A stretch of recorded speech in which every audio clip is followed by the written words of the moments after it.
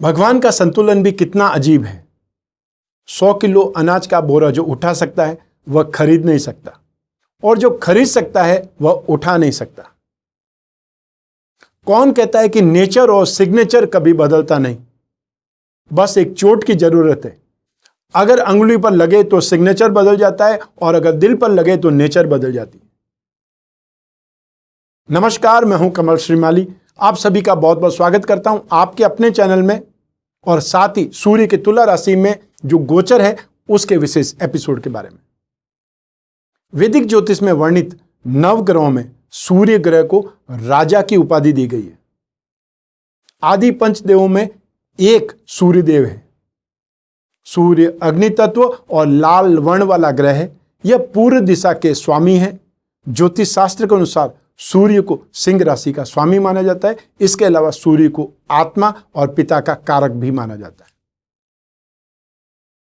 ज्योतिष शास्त्र में सूर्य को उच्च सरकारी सेवा और मान सम्मान का कारक कहा जाता है। जन्म कुंडली में यदि सूर्य मजबूत अवस्था में है तो वह व्यक्ति नेतृत्व करने की क्षमता देता है, ऊर्जावान बनाता है और मैनेजमेंट से जुड़े कार्यों में एक्सपर्टाइज देता है, दक्षता प्रदान करता है। और ऐसा व्यक्ति यदि राजनीतिक जीवन में चला जाए तो राजनीतिक जीवन में भी बहुत भारी सफलता मिलती है। वहीं सूर्य के अशुभ प्रभाव से मान सम्मान और आत्मविश्वास में कमी, पिता से वैचारिक मतभेद और आंख से जुड़ी कोई न कोई समस्या उत्पन्न हो सकती है। ज्योतिष में सूर्य को आत्मा कारक ग्रह तो माना जाता ही, इसलिए यदि आपकी कुंडली में सूर्य शुभ स्थान पर है तो आप आत्मज्ञान प्राप्ति की तरफ अग्रसर हो सकते हैं। आइए अब बात करें तुला संक्रांति की। सूर्य के एक राशि से दूसरी राशि में जाने को ही संक्रांति कहते हैं। वैसे तो सूर्य की 12 संक्रांतियां हैं, लेकिन इसमें से 4 संक्रांति बहुत महत्वपूर्ण है, जिसमें मेष, तुला, कर्क और मकर संक्रांति प्रमुख है। सौर मास के 2 हिस्से हैं, उत्तरायण और दक्षिणायन। सूर्य के मकर राशि में जाने से उत्तरायण प्रारंभ होता है और कर्क राशि में जाने पर दक्षिणायन प्रारंभ होता है। इस बीच में तुला संक्रांति होती है। तुला संक्रांति अक्टूबर माह के मध्य में आती है। तुला संक्रांति का कर्नाटक में खास महत्व है। इसे तुला संक्रमण कहा जाता है। इस दिन तीर्थोद्भव नाम से कावेरी के तट पर मेला लगता है, जहां स्नान और दान पुण्य कार्य किए जाते हैं। इस दिन से कार्तिक स्नान भी प्रारंभ हो जाता है। इस दिन देवी लक्ष्मी की पूजन का भी विशेष विधान है, जिसमें किसान देवी लक्ष्मी को अपनी फसल के कुछ बीज उन्हें चढ़ाते हैं और उनसे वर्ष भर अच्छी फसल पाने की प्रार्थना करते हैं। माना जाता है इस दिन देवी लक्ष्मी का परिवार सहित पूजन करने और उन्हें चावल अर्पित करने से भविष्य में कभी अन्न की कमी नहीं आती। सूर्य के तुला राशि में रहने पर पूरे 1 माह तक पवित्र जलाशय या तीर्थ स्थानों में स्नान करना शुभ माना जाता है। इस दिन सुबह जल्दी उठ करके सूर्य को अर्घ्य दिया जाता है और अच्छे स्वास्थ्य के लिए प्रार्थना की जाती है। ज्योतिष के अनुसार सूर्य का नीच राशि में होना और उसके शुभ प्रभाव में कमी और अशुभ प्रभाव में अधिकता करता है। परंतु सभी राशियों के लिए नकारात्मक प्रभाव ही मिलेगा ऐसा नहीं है। बहुत सी राशि वालों को इससे शुभ फलों की प्राप्ति भी होगी। सूर्य का संबंध सरकार, सत्ता, सरकारी कामों, मान सम्मान और हेल्थ से भी है। अतः सूर्य की नीचता का असर इन क्षेत्रों में विशेषकर रहेगा। आइए अब बात करते हैं सूर्य के गोचर काल के समय की। सूर्यदेव 17 अक्टूबर को प्रातः तुला राशि में प्रवेश कर जाएंगे और 15 नवंबर तक तुला राशि में ही विचरण करते रहेंगे। सूर्य के इस गोचर का प्रभाव सभी 12 राशियों पर रहेगा। हालांकि तुला राशि में सूर्य के गोचर का प्रभाव ज्यादा देखने को मिलेगा। तो आइए अब इस राशिफल के माध्यम से डालते हैं उन प्रभावों पर एक नजर कि आपकी राशि को क्या मिलने वाला है। सबसे पहले आरंभ करते हैं मेष राशि से। आपकी राशि से 7वें भाव में गोचर व सूर्य के आने से दाम्पत्य जीवन में वैमनस्यता की, मनमुटाव की, रूखेपन की उत्पत्ति हो सकती है। जीवन साथी और संतान बीमार हो सकते हैं। जिन व्यक्तियों की विवाह की बात चल रही है, हो सकता है इस समय उन्हें खुशखबरी ना मिले। मेहनत में या जो भी कामकाज है आपका, जो भी आपका कैरियर है, उसमें व्यवधान मिलने लगेंगे। जो आपका व्यवसाय है, बिजनेस है, उसमें ऑब्स्टिकल्स आने लगेंगी और आपका पैसा फंसने लगेगा। जो व्यापारी गण हैं, लोग बाग हैं, वो कमिटमेंट करके भी पीछे हट जाएंगे और ऐसी स्थिति में आपको मैनेजमेंट करना या आपको फाइनेंस मैनेज करना बड़ा भारी हो जाएगा। यात्राएं कष्टकारी हो सकती है और इस समय पेट के रोग, सिर दर्द या फिर कमर की मांसपेशियों में खिंचाव जैसी परेशानियां आ सकती है। फाइनेंशियली लॉस और मानहानि के कारण मन दुखी रहेगा। ऐसी स्थिति में आपको सूर्य के उपाय राहत देंगे। आइए अब बात करें वृषभ राशि की। आपकी राशि से 6th हाउस में गोचर व सूर्य के आने से आपको कार्य सिद्धि और सारे सुखों की प्राप्ति होगी। और यूं भी राशि से 3rd हाउस में, 6th हाउस में और 11th हाउस में सूर्य बहुत ज्यादा शुभ फल देता है और राशि से 10th हाउस में सूर्य को दिग्बली माना जाता है, अर्थात बहुत मजबूत स्थिति में माना जाता है। तो आपके लिए सूर्य का गोचर बहुत ज्यादा शुभ है। नई नई वस्तुओं की खरीद या शॉपिंग होगी।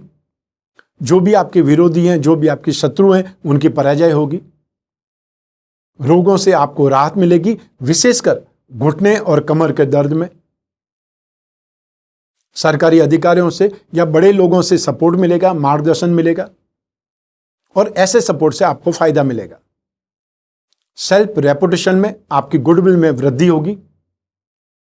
रोग, शोक, मोह, इन सब भावों का नाश होकर के मन और शरीर दोनों एनर्जी से भरपूर रहने लगेंगे और आप ज्यादा काम करके ज्यादा लाभ प्राप्त कर पाएंगे। आइए अब बात करें मिथुन राशि की।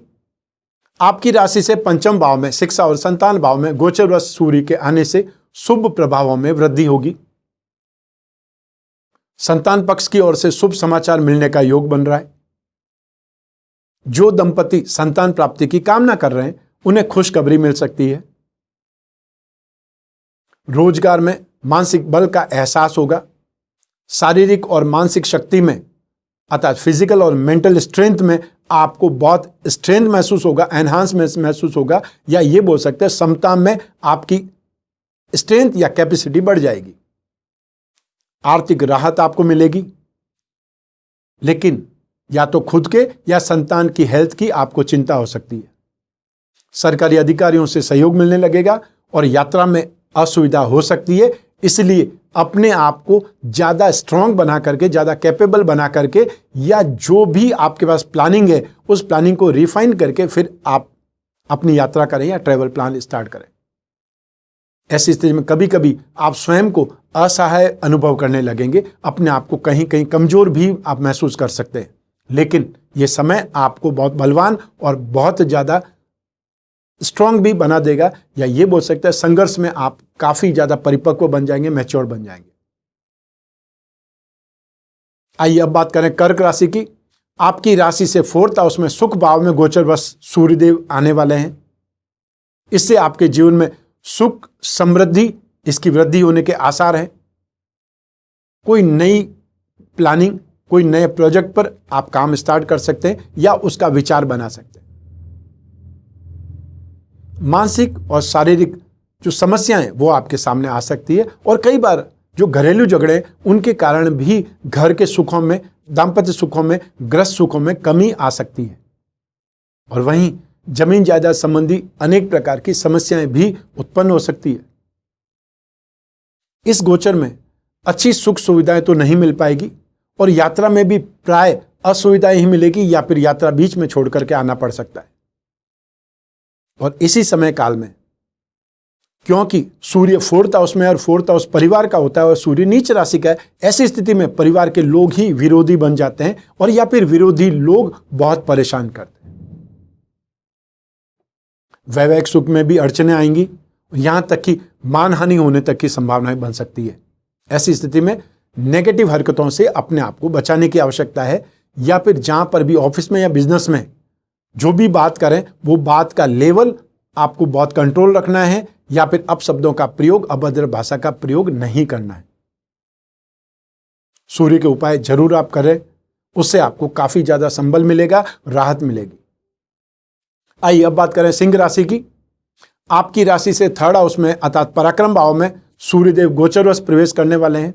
इससे रोगों में राहत मिलेगी, सुख चैन जैसे शुभ फल मिलेंगे, क्योंकि राशि से थर्ड हाउस सूर्य शुभ फल ही देते हैं।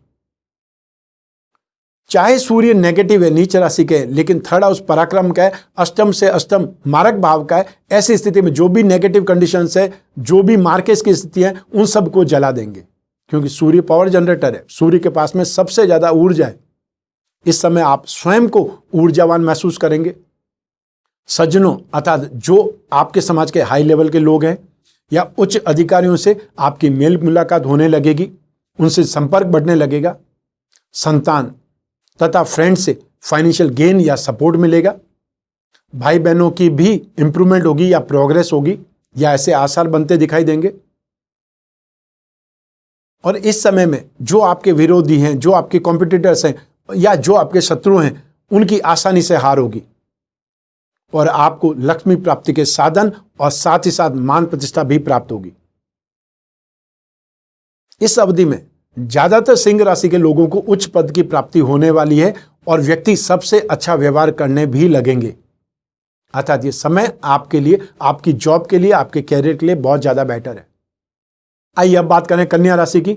आपकी राशि से सेकंड हाउस में धन और संपत्ति भाव में सूर्य देव गोचरवश प्रवेश करने वाले हैं।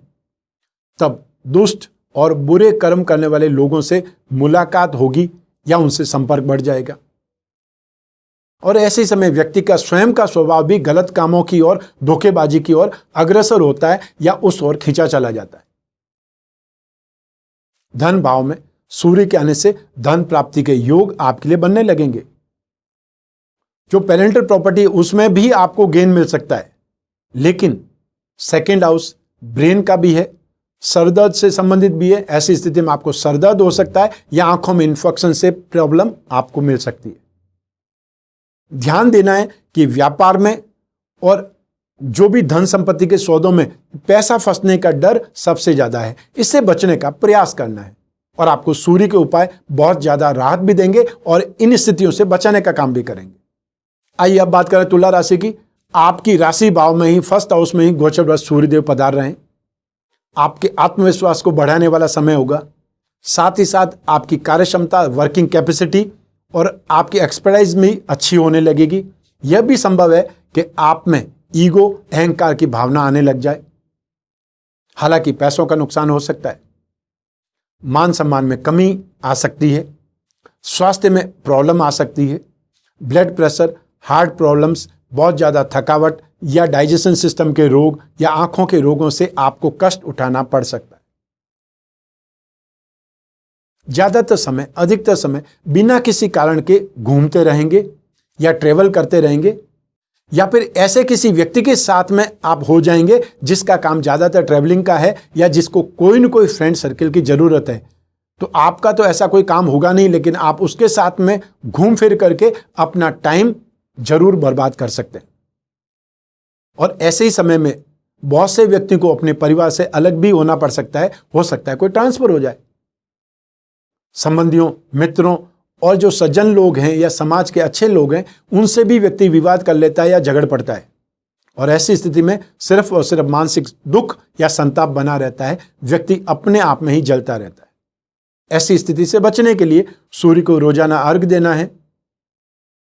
द्वादश आदित्य कवच एक आता है, उसको पहन लीजिए और जहां तक संभव हो तांबे के बर्तन में रखा हुआ पानी आप पिए, ग्रहण करें तो आपके लिए ज्यादा सही रहेगा। और ऐसी स्थिति में सूर्य के उपाय आपको करने पड़ेंगे, आपके लिए ज्यादा सही रहेगा। और सूर्य के उपाय कौन से हैं वो मैं इस एपिसोड के एंड में बहुत विस्तार से बतलाने वाला हूं। आइए अब बात करें वृश्चिक राशि की। आपकी राशि से 12th हाउस में एक्सपेंसेस भाव में गोचरवश सूर्य के आने से विदेशी कंपनी से संबंधित काम मिल सकता है या आपको जॉब मिल सकती है। नौकरी पेशा जो भी लोग हैं उनको काम की या फिर पद की हानि भी हो सकती है, अर्थात नौकरी पर बात आ सकती है। ऐसी स्थिति में अपनी नौकरी को बचाने के लिए सीरियस हो जाएं, सावधान रहें। जो आपका काम है उस काम से काम रखें, या फिर ऑफिस की जो भी पैंतरेबाजी है, राजनीति है या गॉसिप है, उससे बचने की कोशिश करें। इस समय काल में खर्चे बहुत अधिक होंगे, बहुत प्रकार की कठिनाइयां, मुसीबतें झेलनी पड़ सकती है। बहुत तेज बुखार या इन्फेक्शन जैसी परेशानियां पैदा हो सकती है। और ऐसे ही समय में पेट में गड़बड़ बहुत ज्यादा रहेगी। सूर्य क्योंकि पिता का कारक है, ऐसी स्थिति में पिता के स्वास्थ्य को लेकर के भी आप इस समय चिंतित हो सकते हैं। सरकारी विभागों की ओर से आपका विरोध होगा और आंखों में कष्ट की संभावनाएं बढ़ जाएगी। सूर्य के उपाय आपको बहुत ज्यादा राहत देंगे। आइए अब बात करें धनु राशि की। आपकी राशि से एकादश भाव में 11th हाउस में गोचर व सूर्यदेव के आने से आपके लिए फाइनेंशियल इंप्रूवमेंट के योग बन रहे हैं। कैरियर में भी आपका प्रदर्शन बहुत ज्यादा सराहनीय रहेगा, बहुत ज्यादा आपको यश मिलेगा, एप्रिसिएशन मिलेगा। हर प्रकार से लाभ, फाइनेंशियल इंप्रूवमेंट, फाइनेंशियल गेन, शानदार खाना पीना, नई पोस्ट या नई नौकरी और साथ ही बड़े लोगों की आपको कृपा प्राप्त हो सकती है। स्वास्थ्य अच्छा रहेगा और धार्मिक कार्य या पूजा पाठ आदि आपके घर पर होंगे या आप उसमें इन्वॉल्वमेंट होंगे। आध्यात्मिकता और सात्विकता में वृद्धि होगी। सरकारी लोगों से सहायता प्राप्त होने लगेगी और प्रमोशन का यही समय है। और वहीं आपको पिताजी से भी लाभ मिलने वाला है। आइए अब बात करें मकर राशि की। आपकी राशि से 10th हाउस में गोचर व सूर्यदेव के आने पर रुपया, पैसा, हेल्थ, दोस्त, इन सभी का सुख प्राप्त होगा, क्योंकि सूर्य 10th हाउस में दिग्बली माना जाता है, अर्थात बहुत ज्यादा स्ट्रांग माना जाता है। सूर्य को 10th हाउस में होने से कुलदीपक योग के समान फल देने वाला माना जाता है। ऐसी स्थिति में आपको किसी नई परियोजना पर, नए प्रोजेक्ट पर काम शुरू करना चाहते हैं या नया कोई बिजनेस स्टार्ट करना चाहते हैं, उसके लिए यह समय एप्रोप्रिएट है, अनुकूल है। नौकरी में जो चेंज चाहते हैं या नौकरी में कोई लोग परिवर्तन करना चाहते हैं, उनको अवसर तो प्राप्त हो सकता है, लेकिन बहुत ज्यादा सोच समझ करके उसका प्लस माइनस देखने के बाद में ही ज्वाइन करना चाहिए, या एक जगह से रिजाइन करने के बारे में उससे पहले वहां जाकर के आप देख लीजिए, उसके बाद में ही आप ज्वाइन करें तो ज्यादा बेटर रहेगा। सरकारी अधिकारियों और प्रतिष्ठित लोगों से आपका संपर्क बढ़ेगा या सर्कल बढ़ जाएगा। सज्जनों द्वारा आपको लाभ होगा और प्रत्येक कार्य में आपको कुछ न कुछ सफलता जरूर मिलने वाली है। प्रमोशन या अच्छी पोस्ट मिलने का भी अवसर मिल सकता है, लेकिन सम्मान और गौरव और आपका रुतबा तो जरूर बढ़ने वाला है। आइए अब बात करें कुंभ राशि की।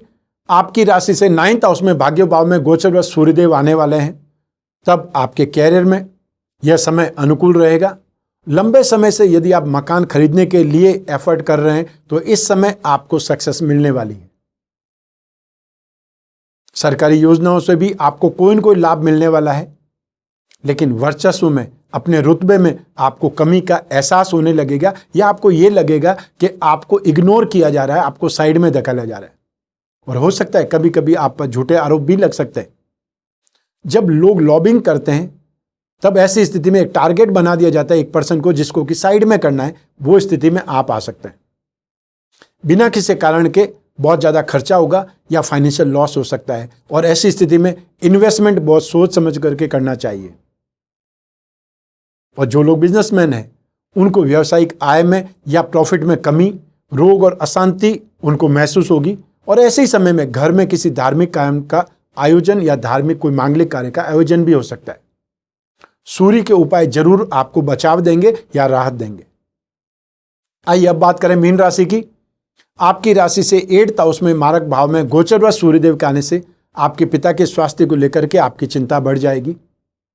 वहीं ऑफिस में भी आपका जो कामकाज है या आपकी कैपेसिटी है वो कम हो जाएगी। आपका कंसंट्रेशन वीक हो जाएगा, उससे आप गलतियां करने लग जाएंगे। बहुत से लोगों को नौकरी से हाथ धोना पड़ सकता है या नौकरी पर तलवार लटकने जैसी स्थिति आ जाती है। कुल मिलाकर के व्यावसायिक दृष्टि से समय अनुकूल नहीं कहा जा सकता है। जो बिजनेसमैन है उनको बहुत ज्यादा अवेयर रहना चाहिए, बहुत सोच समझ कर ही कदम उठाने चाहिए। शत्रुओं से, विरोधियों से विवाद हो सकता है। आपके कॉम्पिटिटर्स आपको ऐसी स्थिति में डाल सकते हैं कि आपको बैकफुट पर जाना पड़े। बवासीर, अपच जैसे रोग आपको दुखी कर सकते हैं, और साथ ही साथ जीवन साथी को भी कुछ कष्ट इस समय हो सकता है। एक्सपेंसेस बहुत अधिक होने लगेंगे, और ऐसी स्थिति में आपको भी कभी कभी तेज बुखार, हाई ब्लड प्रेशर के कारण बहुत ज्यादा परेशानी हो सकती है। ऐसी स्थिति में सूर्य के उपाय आपको राहत देंगे। ये तो था आपकी राशि पर नीच राशि के सूर्य का क्या प्रभाव पड़ेगा। सभी राशि पर समान प्रभाव पड़े ऐसा तो हो नहीं सकता। बहुत सी राशियों पर शुभ प्रभाव पड़ेगा, वहीं 6 राशियों पर सूर्य का प्रतिकूल प्रभाव भी पड़ेगा।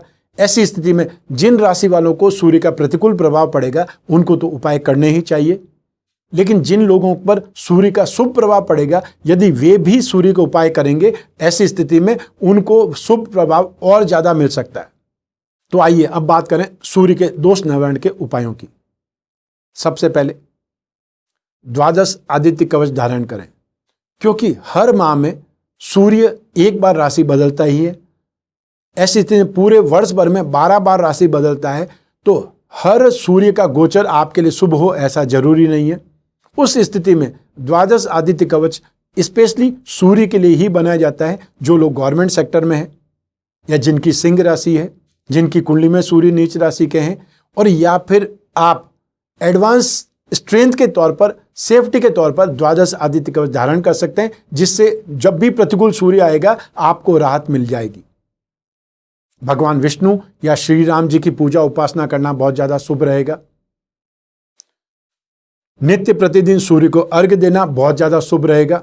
सूर्य ग्रह की शांति के लिए सूर्य के बीज मंत्र ओम राम रीम रोम सह सूर्याय नमः, और या फिर सूर्य का एकाक्षरी बीज मंत्र ओम घृणी सूर्याय नमः, इस मंत्र का यथाशक्ति जितना भी समय आपके पास में हो जाप करना चाहिए। सूर्य ग्रह से संबंधित वस्तुओं का दान रविवार को सूर्य की होरा में, सूर्य के नक्षत्रों में, अतः सूर्य के नक्षत्र हैं कृतिका नक्षत्र, उत्तरा फाल्गुनी नक्षत्र और उत्तराषाढ़ा नक्षत्र। यदि जिस दिन ये तीनों नक्षत्र में से कोई हो और रविवार हो, ऐसी स्थिति में सूर्य के दान करना तो बहुत ज्यादा शुभ है। अन्यथा आप हर रविवार को सूर्योदय से 1 घंटे के भीतर भीतर सूर्य का दान कर सकते हैं। सूर्य के दान कौन से करने चाहिए? जैसे गेहूं, गुड़ या तांबा, लाल वस्तुएं या खस, मेनसिल या लाल दाल, मसूर की दाल, लाल रंग के पुष्प, लाल रंग का कपड़ा, ये सब आप दान दे सकते हैं। दान कितना देना चाहिए? जो आपकी स्ट्रेंथ है, जो आपकी पॉकेट अलाउ करती है, वो दान दे सकते हैं। तो कोई व्यक्ति एक मुट्ठी पर दान देता है, वो भी दान ही कहलाता है, और कोई व्यक्ति एक ट्रक भर करके दान कोई संस्था में भिजवा देते हैं, वो भी दान ही कहलाता है। ऐसी स्थिति में जो भी आपकी पॉकेट अलाउ करे, जो भी आपके सामर्थ्य हो, उस हिसाब से दान देना चाहिए, और दान हमेशा जरूरतमंद व्यक्ति को करना चाहिए जिसको जरूरत है। तो ये था सूर्य के नीच राशि का गोचर फल। लेकिन ये सिर्फ सूर्य का गोचर फल है। थोड़े दिन बाद में कोई और ग्रह चेंज हो सकते हैं, उनका गोचर फल मान लीजिए आपके लिए शुभ है, ये सूर्य का गोचर आपके लिए अशुभ है। इसका अर्थ ये नहीं है कि आपको मैंने कुछ गलत बतलाया है। जब राशिफल बोलते हैं अर्थात मासिक राशिफल होता है, उसमें सारे ग्रहों का हम कॉम्बिनेशन रूप में बताते हैं, लेकिन जब अलग अलग गोचर की बात करते हैं तब सिर्फ उस ग्रह की ही बात करते हैं। ऐसी स्थिति में नीच राशि का सूर्य जिन जिन राशि वालों को प्रतिकूल प्रभाव देगा, उनका बिजनेस इफेक्ट होगा, उनके कामकाज पर कोई न कोई प्रॉब्लम आएगी। ऐसी स्थिति में आने वाले समय में दीपावली आने वाली है, आपको लक्ष्मी से संबंधित पूजा उपासना की ओर ध्यान देना चाहिए। जो भी आप कर सकते हैं उतना प्रयास अवश्य करें, ताकि आने वाला वर्ष आपका शानदार हो, और जो नुकसान इस लॉकडाउन में हुआ है या कोरोना काल में हुआ है उसकी आप भरपाई कर पाएं। ऐसी स्थिति में हमने आपके लिए 2 कलश, दीपावली के 2 कलश का हमने निर्माण किया है, अक्षय लक्ष्मी कुबेर कलश और लक्ष्मी विनायक कलश। जो भी आपको पसंद है, क्योंकि दोनों ही है लक्ष्मी प्राप्ति के लिए ही। जो एक कलश है अक्षय लक्ष्मी कुबेर कलश, उसमें व्यापारियों के लिए या ये बोल सकते हैं कि पूरे परिवार के लिए हमने कुछ न कुछ उसमें सामग्री दी है, धारण करने के लिए भी, स्थापित करने के लिए भी, घर में लगाने के लिए भी, और जो घर के मुखिया हैं उनके लिए भी, और साथ साथ में गृह लक्ष्मी है उनके लिए भी। और लक्ष्मी विनायक कलश है, वो भी लक्ष्मी प्राप्ति के लिए है, उसमें भी घर में स्थापना की सामग्री, धारण करने की सामग्री, बहुत कुछ दिया है। लेकिन हर पैकेट में सामग्रियां हो सकता है कुछ ज्यादा या कुछ कम हो सकती है। ऐसी स्थिति में आप संपर्क करें, व्हाट्सएप नंबर दिया जा रहा है, उस व्हाट्सएप नंबर पे सिर्फ मैसेज करें, हम आपको पूरा लिटरेचर या जो भी उसमें सामग्री है उन सभी के नाम सहित आपको सूचना भेज देंगे, या इंफॉर्मेशन आपको पूरी प्राप्त हो जाएगी। तो ऐसी स्थिति में आप डिसाइड कर सकते हैं कि आपको कौन सा कलश प्राप्त करना है। क्योंकि ये समय जो डाक विभाग है उनकी पोस्ट ज़्यादा प्रॉपर ढंग से सही समय पर नहीं पहुंच पा रही है, ऐसी स्थिति में जितनी जल्दी फैसला करेंगे उतनी जल्दी वो सामग्री, वो कलश आपको मिल सकता है। समय से पहले मिलना ज्यादा बेटर रहेगा। आज बस इतना ही इस एपिसोड में। स्वस्थ रहें, प्रसन्न रहें, अपना अपने परिवार का बहुत बहुत ख्याल रखें। आप सभी को नमस्कार, बहुत बहुत शुभकामनाएं। ईश्वर आपकी रक्षा करे। बहुत बहुत धन्यवाद।